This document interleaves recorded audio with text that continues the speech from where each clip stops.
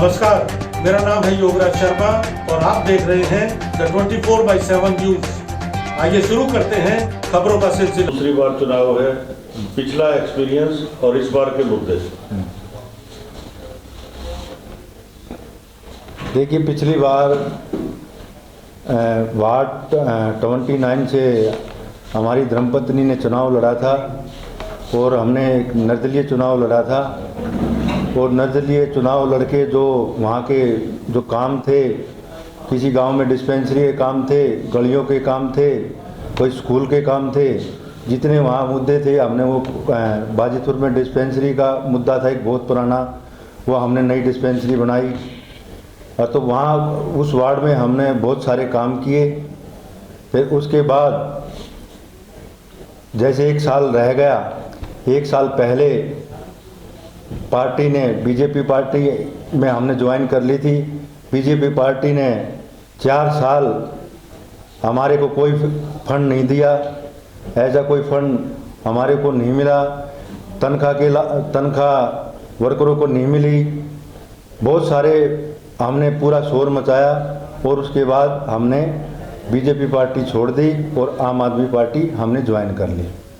आम आदमी party join करने के बाद बवाना की जो भी अनऑथराइज कॉलोनी थी, 4-5 अनऑथराइज कॉलोनी है, जिसमें एक विजयनगर है, अस्सल कॉलोनी है और इंदिराज कॉलोनी है, कृष्ण विहार है और फेज 2 हमारी ये क्या इसको कॉलोनी को बोलते हैं, ईश्वर कॉलोनी।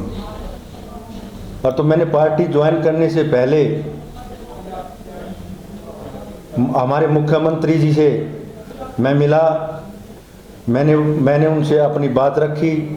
मगर जी हमारे यहाँ एमसीडी में कम फंड मिलता है और मैं आम आदमी पार्टी में इसीलिए आया हूँ कि मेरे को इस देहात का, इस कॉलोनियों का काम करना है, मेरे को फंड की ज़रूरत है। तो केजरीवाल जी ने हमारी जो अनऑथराइज कॉलोनी थी इनके मेरे को फंड दिया और आज वो जितनी भी हमारे बवाने में जितनी भी कॉलोनी अनऑथराइज हैं सभी की गलियां नालियां सभी की पक्की हो चुकी, आरएमसी की, टाइल की सभी गलियां बन चुकी हैं। मैं इसी मुद्दे पे कि आम आदमी मैंने पार्टी ज्वाइन की थी और 1 साल तक मैंने आम आदमी पार्टी में अच्छे काम किए, पूरे बवाने की कॉलोनियों में काम किए, साफ़ सफाई का मैंने काम किया और इसी लिए मैंने जो काम किए फिर मेरे को विश्वास दिलाते हुए आम आदमी पार्टी ने दोबारा मेरे को यहाँ से दूसरी सीट से, बवाना सीट जो मेरा गांव है, इस सीट से मेरे को टिकट दिया। मैं केजरीवाल जी का भी बहुत बहुत धन्यवाद करता हूँ कि मैं ऐसे ही इन मुद्दों पे आगे भी काम करूँगा और अपने गांव का, कॉलोनी का, साफ सफाई का मैं ऐसे ही काम करता रहूँगा। अगले 5 साल का एजेंडा क्या है? अगले 5 साल का एजेंडा है, हमारे यहाँ बवाना के साथ में जे कॉलोनी है, उसमें जो बीजेपी के पार्षद थे पूरी उसमें पहाड़ों के ढेर बने हुए हैं कूड़े के, कोई साफ सफाई नहीं। कॉलोनी का, जे कॉलोनी का मेन मुद्दा यही है और ये मुद्दा काफ़ी सालों से है। मैं पार्टी के नाते से मैं यहाँ कैंडिडेट है, मेरे को यहाँ से जीत मिलेगी।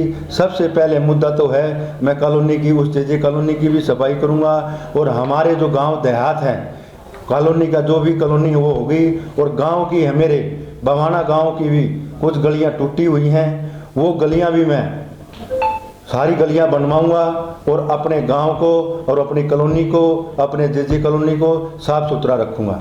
इसके अलावा एजुकेशन, पार्क, डिस्पेंसरियाँ, इनके ऊपर आपकी क्या योजना? एजुकेशन में हमारे दिल्ली के शेर मुख्यमंत्री ने एजुकेशन में बहुत स्कूलें बनवाए हुए हैं, उसमें काफ़ी स्कूलों में इतनी अच्छी सुविधा दे रखी है, टीचर भी अच्छे पढ़ाते हैं और सरकारी स्कूलों के जो बच्चे हैं वो अपने देश का, इस दिल्ली का नाम रोशन करने लग रहे हैं। सरकारी स्कूलों की बहुत अच्छी हालत है और एमसीडी स्कूल के अंदर कोई दाखिला नहीं कराना चाहता है। हाँ, एमसीडी में, अगर एमसीडी में हमारे आने मुख्यमंत्री जी केजरीवाल जी एमसीडी में आएंगे, जैसे दिल्ली सरकार के स्कूलों में और उसमें काम किया है, एमसीडी के भी स्कूल हम ऐसे ही बनाएंगे।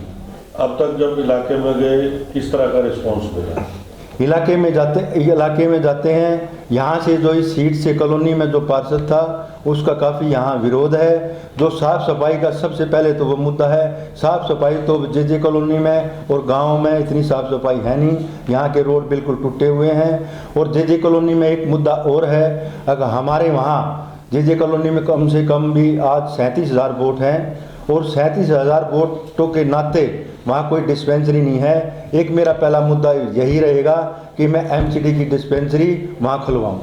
आमतौर पर जनप्रतिनिधि कुछ ही घंटे उपलब्ध होते हैं, आपकी क्या योजना है अगले टाइम? जो भी हमारे को यहाँ की जनता जो हमारे को मौका देगी, हमारे जे सलम हो तो गांव हो, अब भी हम यहाँ डेली मैं ऑफिस पे अपने ऑफिस पे भी बैठता हूँ। पहले भी 2-4 घंटे ऑफिस पे देता हूँ। और कॉलोनी के सलम में भी वहाँ कोई पार्टी का कैंडिडेट जीतता है, कभी वहाँ कोई ऑफिस नहीं खोलता। मैं उनके लिए वहीं ऑफिस रखूँगा, वहीं पे उनके लिए काम करूँगा और 4-5 घंटे डेली उनको मैं दूँगा।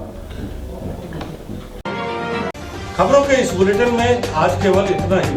फिर नई खबरों के साथ नया बुलेटिन लेकर आपके बीच आएंगे। तब तक दीजिए इजाजत। धन्यवाद। अगर आपको हमारा ये वीडियो पसंद आया हो तो लाइक करें, कमेंट करें और चैनल को सब्सक्राइब करना बिल्कुल ना भूलें।